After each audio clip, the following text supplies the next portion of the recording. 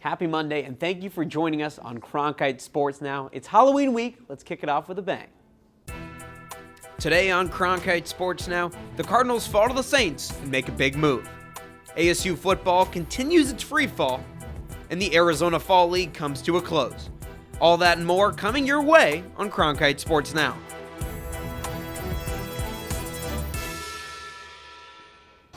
Thank you for tuning in to Cronkite Sports Now. I'm Rob Warner. The Cardinals' three-game win streak came to a harsh end on Sunday as the Saints took down the Cardinals 31-9 in the Mercedes-Benz Superdome. Drew Brees hadn't played since Week 2 due to a thumb injury, and there were questions coming into this game about how effective he would be. Those questions were quickly answered as Brees tossed 3 touchdowns and 371 yards en route to the victory.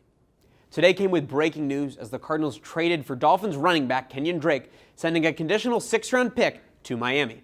Cliff Kingsbury and Kyler Murray spoke today about the impact of this addition. Signing Kenyan, like I said, he's an explosive guy. He's been in the league for a while now, and I definitely have confidence in him to come in here and make plays. He's from what I've heard, a smart player, and he's eager to learn. So we'll give him enough to where he can execute at a high level, and we're excited. He's an explosive back, can do it all out of the backfield, and I know he's fired up to get this opportunity.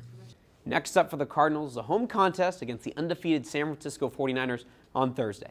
And that's Halloween. San Francisco just beat the Panthers 51-13 yesterday. If San Francisco plays like they have been, it could get spooky for Arizona on Halloween. Now the Sun Devils' struggles continued in Pasadena this weekend as they lost to the UCLA Bruins. For more, hear from Kyla Wilcher in our LA Sports Bureau. Thanks, Rob, and that is no exaggeration. The Sun Devils' plan to bounce back after a loss to Utah didn't quite pan out this weekend as they fell to unranked UCLA 42-32. ASU's defense was no match for the Bruins as senior tailback Joshua Kelly ran for 4 total touchdowns on the day. Herm Edwards' team struggled to find the end zone, trailing by as much as 42-10 in the third quarter. Now they would try and close the gap, scoring 22 points in the fourth.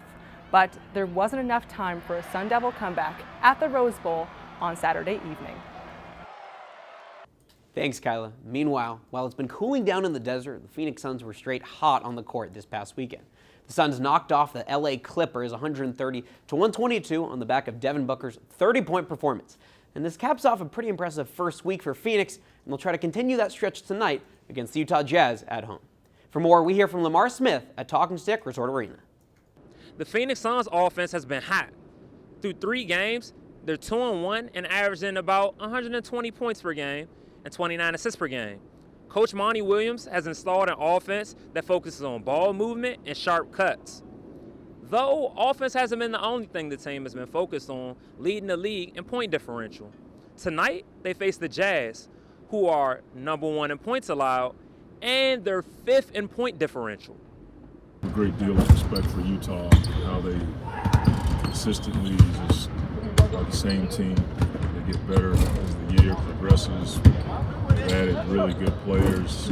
Their bench is stacked. The Phoenix Rising continued its historic season with a nail-biting victory over Austin Bold FC on Saturday night. Rising fans were on the edge of their seats when the 95th minute came around and the game was forced to go to penalties. Social media went crazy over Phoenix goalkeeper Zach Lubin, who made 5 saves in regulation and 2 in penalties. And it was star defender A.J. Cochran who found the back of the net on the 8th PK, giving the Rising an 8-7 win over the Bull. This means there will now be another dollar beer night and another playoff match at Casino Arizona Field this Friday in the semifinals against the Real Monarchs at 7:30. From the pitch to the rink, the Coyotes are finishing up a 4-game road trip tonight in Buffalo.